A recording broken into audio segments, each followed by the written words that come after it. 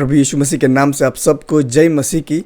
तो जैसा कि हम लोग एथियस्ट लोगों के विषय में पढ़ रहे हैं, यानी एथियज्म के विषय में पढ़ रहे हैं, नास्तिकता या नास्तिक लोगों के विषय में पढ़ रहे हैं, तो ऐसे ही एक नास्तिक निकल के आते हैं यूट्यूब से जिनका नाम है गधा जर्नी।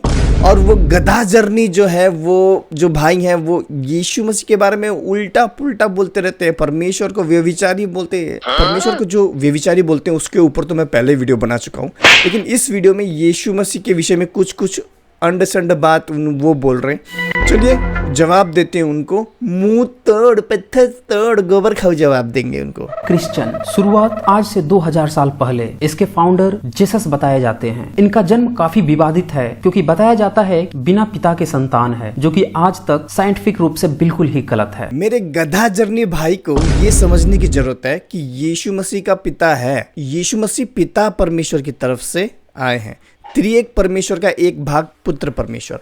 तो पिता परमेश्वर ने पुत्र परमेश्वर को भेजा, तो यीशु मसीह का पिता है।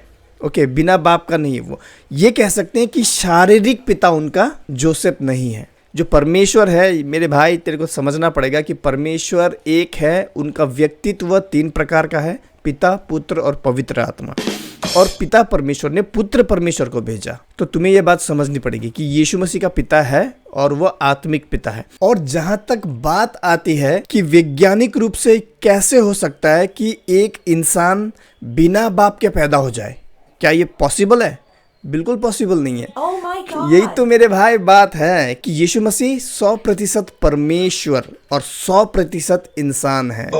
तुम इंसान के नजरिए से सोच रहे हो, इंसान के बाउंड्रीज के हिसाब से तुम सोच रहे हो कि शारीरिक एक इंसान तो बिना बाप के पैदा नहीं हो सकता, बिना फिजिकल बाप के पैदा नहीं हो सकता। तो यीशु मसीह कैसा पैदा हो गया? बिल्कुल सही, क्योंकि यीशु मसीह 100% परमेश्वर है और 100% इंसान है। इनका जन्म काफी विवादित है क्योंकि बताया जाता है बिना पिता के संतान है, जो कि आज तक साइंटिफिक रूप से बिल्कुल ही गलत है। अरे गधे जर्नी भाई, ये समझ इस दुनिया का जो साइंस है, जो फिजिक्स है, चीजें कैसे काम करती हैं। इसे मैं फेंकूंगा, इसका वेट कितना है, इसके मैं ऐसे करके फेंकूंगा तो कितना समय लगेगा गिरने में। ये सारी चीजें जो हैं, चीजें कैसे काम करती हैं। फिजिक्स और साइंस केवल 3 डायमेंशनल वर्ल्ड के लिए, 3D दुनिया के लिए, यानी इस दुनिया के लिए है। और जो तू नियम कानून और साइंस की बातें कर रहा है ना, ये हमारे लिए लागू होती हैं, परमेश्वर के लिए नहीं। वो परमेश्वर है। और इतनी आसानी से अगर तुम ये बात समझ जाते ना, तो तुम गधा जर्नी नहीं होते। ठीक है। अगर इनके कार्य क्षेत्र को देखें तो ये एक लकड़ी के कामकाज, यानी कि एक बड़े परिवार में पैदा हुए और लकड़ियों पे काम करते थे। इनके मन में कुछ विचार आते थे और उन विचारों को लोगों को इकट्ठा कर प्रचारित और प्रसारित करते थे। ना ही ये गधा जर्नी एक मूर्ख है, यानी नास्तिक लोगों को बाइबल मूर्ख कहती है ना। तो ना ही ये गधा जर्नी एक मूर्ख है, बल्कि ये गधा जर्नी ना, ये ये गधा जर्नी एक बहुत बड़ा झूठा है। ये बोलता है कि यीशु मसीह अपने विचारों से बोलते थे। इनके मन में कुछ विचार आते थे और उन विचारों को लोगों को इकट्ठा कर प्रचारित और प्रसारित करते थे। लेकिन कहीं पर भी बाइबल में ऐसा नहीं लिखा गया है कि यीशु मसीह अपने विचारों से, अपना मन से बोल रहा है, अपना मन से बना के बातें बोल रहा है। अबे गधे, ये देख बाइबल का वर्स, जॉन यानी यूहन्ना 12:12-49। क्योंकि मैंने अपनी ओर से बातें नहीं की, मैं अपनी ओर से कुछ नहीं कर रहा। यीशु मसीह अपने विचारों से, अपने मन में विचार आया तो बोल दिया। अबे गधे, अबे नास्तिक, मूर्ख, नास्तिक बनने से पहले अच्छे से अध्ययन किया कर, उसके बाद में वीडियो बना। लोगों को बेवकूफ मत बना, झूठे। यीशु क्या कहते हैं? क्योंकि मैंने अपनी ओर से बातें नहीं की, परंतु पिता जिसने मुझे भेजा है उसी ने मुझे आज्ञा दी है कि क्या क्या कहूं और क्या क्या बोलूं। यीशु मसीह अपने मर्जी से नहीं बोलता था। और तो यीशु मसीह का बाप ढूंढ रहा था ना, ये देख ले, उसके बाप ने उसे भेजा। उसका बाप कौन? परमेश्वर पिता। यीशु कौन? यीशु भी परमेश्वर। तेरे समझ में नहीं आएगी, इधर आ, ट्यूशन देता हूं तेरे को। गधे जर्नी, तेरे को कॉपी नहीं बोलना आता, तू यूट्यूब चैनल खोल के बैठा है। कॉपी को तो गधे की तरह कॉपी बोलता है।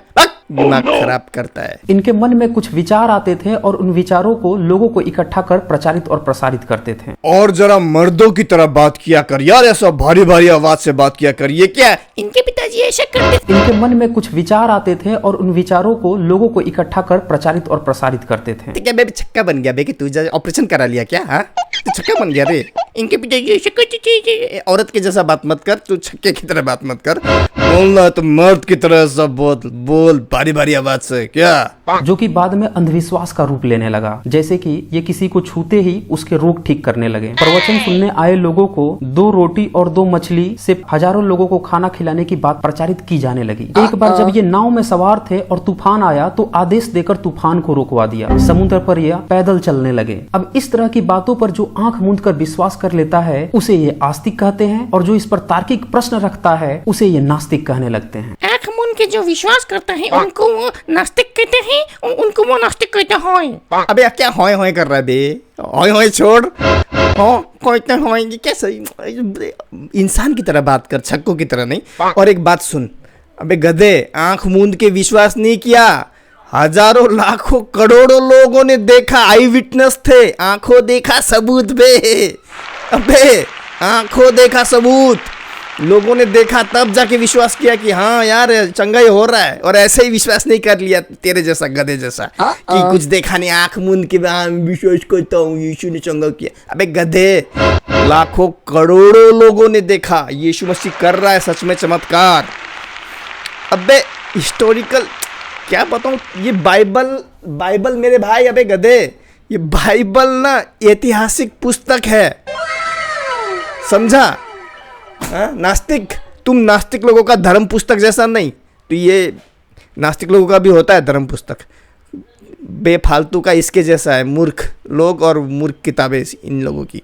इनकी मृत्यु समाज में अंधविश्वास फैलाने, चमत्कार करने के नाम पर बाबागिरी करने और लोगों को गुमराह करने इत्यादि मामलों पे इन्हें सूली चढ़ाने की सजा हुई। और उसके पहले इन्हें बेरहमी से कोड़ों से पीट पीट कर सूली पर चढ़ाया गया। ये छक्के की आवाज वाला औरत, सॉरी ये तो आदमी है, ये छक्के की आवाज वाला आदमी ये कहता है कि यीशु मसीह को इसीलिए क्रूस पे चढ़ाया गया क्योंकि यीशु मसीह चिन्ह चमत्कार करता था। लेकिन क्या ये सत्य है? बिल्कुल नहीं।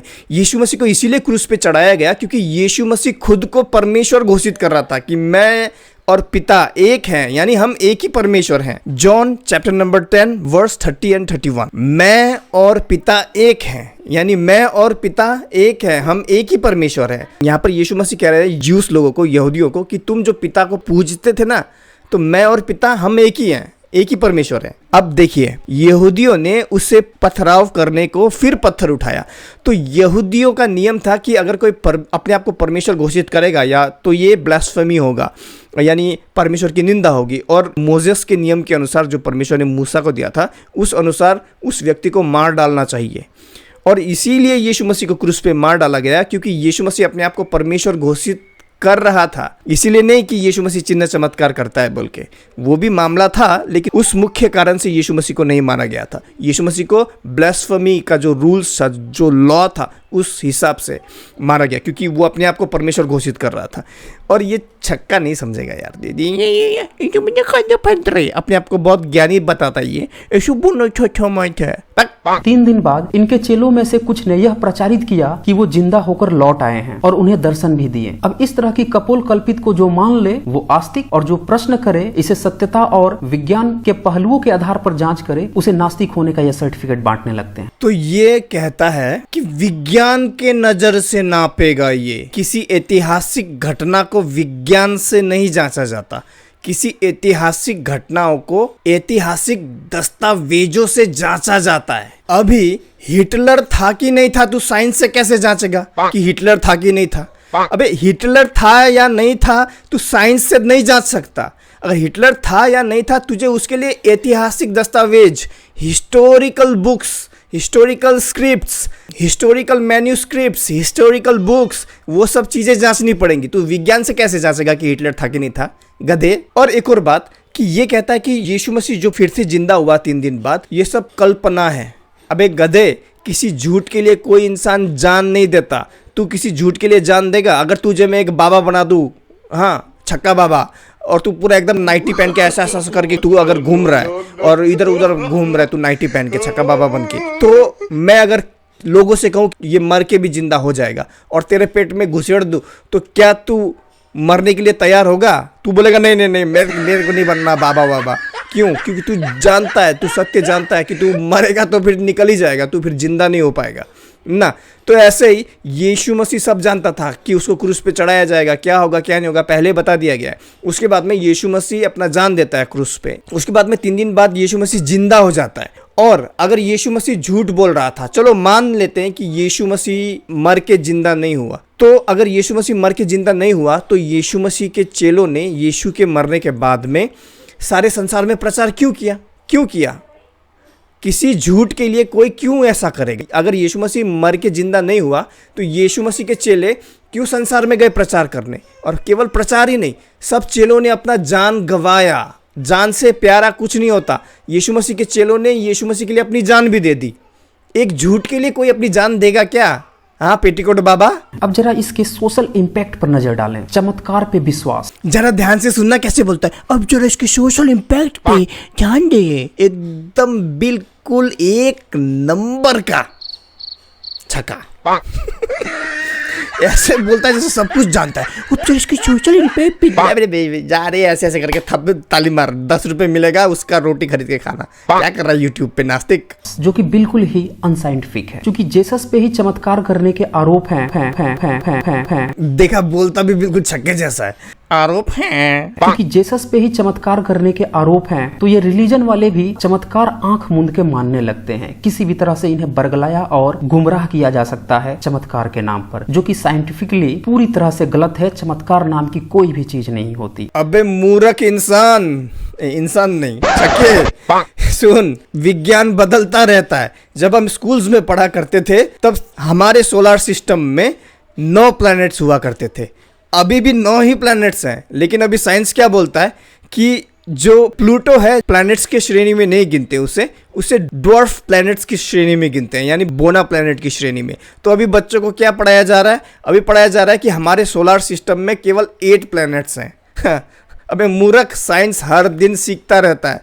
अभी चमत्कार को साइंस नहीं समझ रहा है, इसका मतलब ये नहीं है कि चमत्कार नहीं होता है।